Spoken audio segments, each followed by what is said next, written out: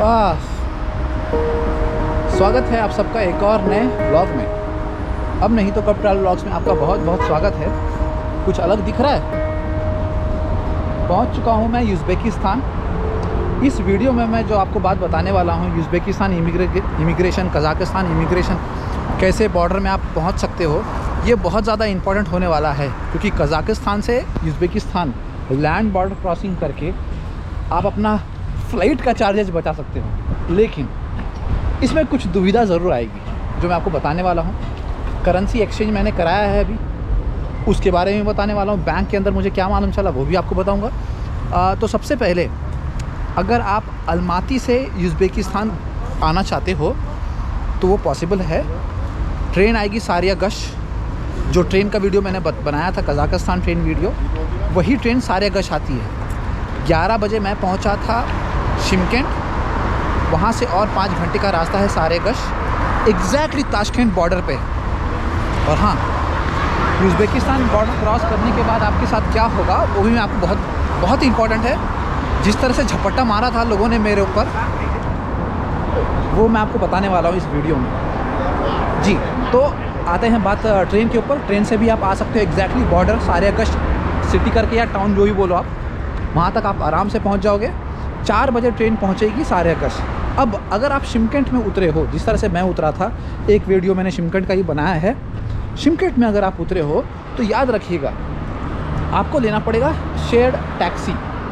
कहीं पे भी आप रहो, कोलोस आना पड़ेगा आपको। कोलोस, KOLOS, एक छोटा सा एरिया है कोलोस शिमकेंट में, वहाँ पे आना पड़ेगा।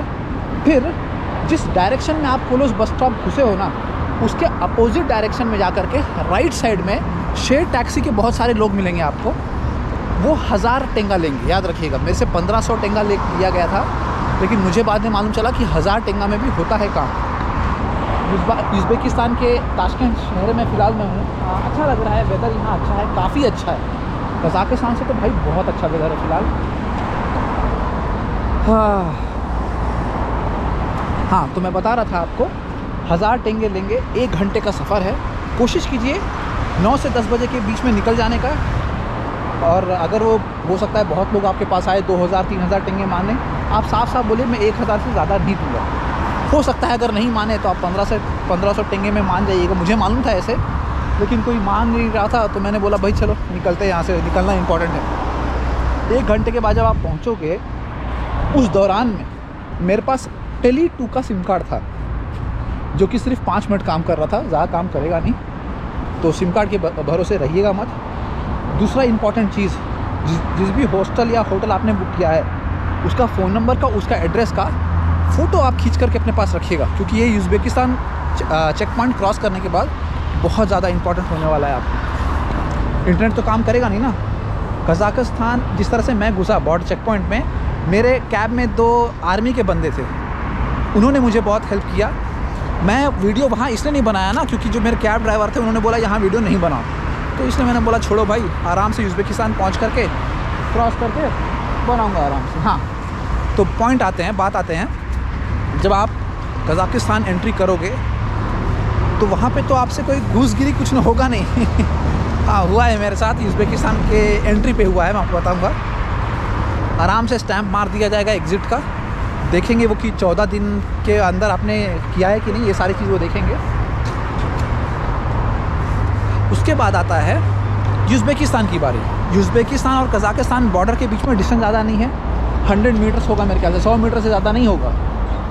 फिर जब आप उज़्बेकिस्तान बॉर्डर घुसने वाले होगे ना, चेक पॉइंट, तो वहाँ पे एक आर्मी वाला बंदा बैठा होगा।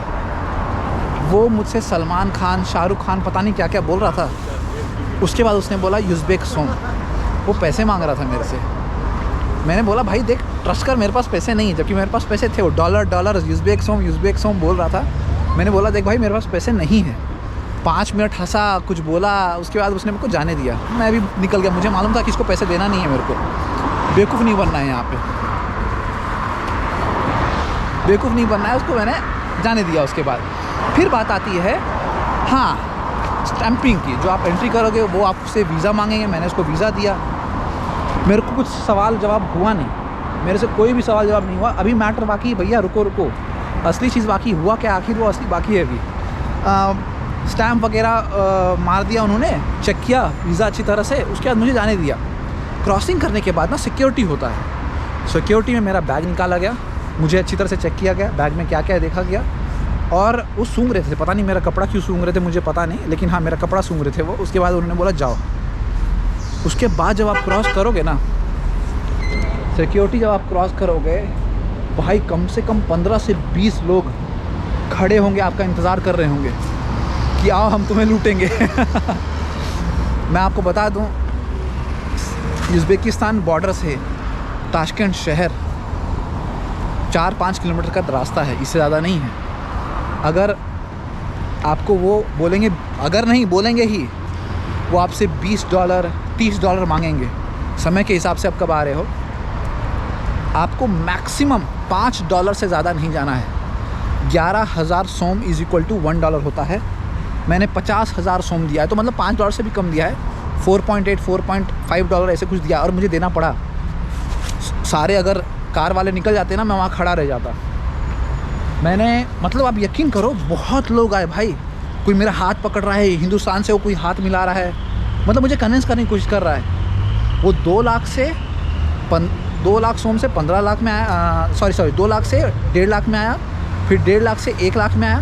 मैंने उसको बताया, उसने फिर मेरे को पूछा कि तुम कितना दोगे। मैंने उसको बोला मैं 30,000 सोम दूंगा। वो पागल हो गया।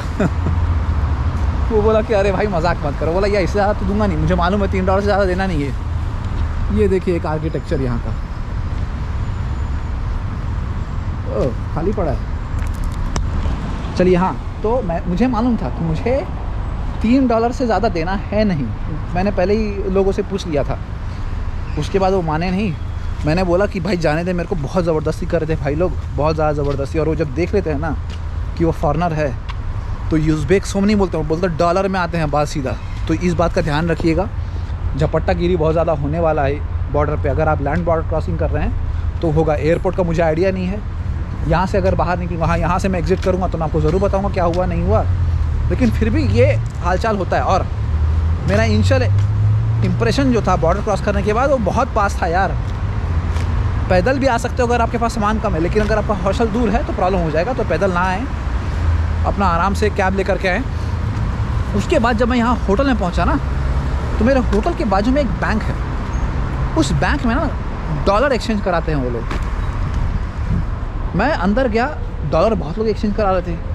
मैंने उनसे पूछा कि यहाँ पे डॉलर एक्सचेंज यहाँ पे अच्छा मिलेगा या बाहर में मिलेगा। तो उन्होंने बोला ना, अंदर के जो लोग थे, बाहर में गलती से ही मत कराना बेटा, फंस जाओगे। बोला अच्छा। और यहाँ बैंक में ना रेट अच्छा था, मेरे बैंक में रेट मुझे बहुत अच्छा मिल रहा था, इसलिए मैंने करा लिया। दूसरी बात, हाँ कोशिश कीजिएगा कि बैंक में ही कराने का। पता नहीं बहुत सारे ब्लॉगर्स उज़्बेकिस्तान आए हैं, उन्होंने क्या रिकमेंड किया है वो मुझे आइडिया नहीं है, लेकिन हाँ याद रखिएगा कि बैंक में करना ज़्यादा भलाई होगा। सही लग रहा है यार यहाँ वेदर, कज़ाकिस्तान की तरह यहाँ सफ़र होना नहीं पड़ रहा है मेरे को कम से कम। इमिग्रेशन दोनों तरफ बहुत अच्छा क्लियर रहेगा। उज़्बेकिस्तान साइड में पैसा मांगा जाएगा आपसे, आप याद रखिएगा, 100% पैसा मांगा जाएगा। तो उससे आपको बच के रहना है। उसको डिनाई करो कि मेरे पास पैसे नहीं है, वो जाने देगा ही देगा, वो रोक नहीं सकता है वो आपको।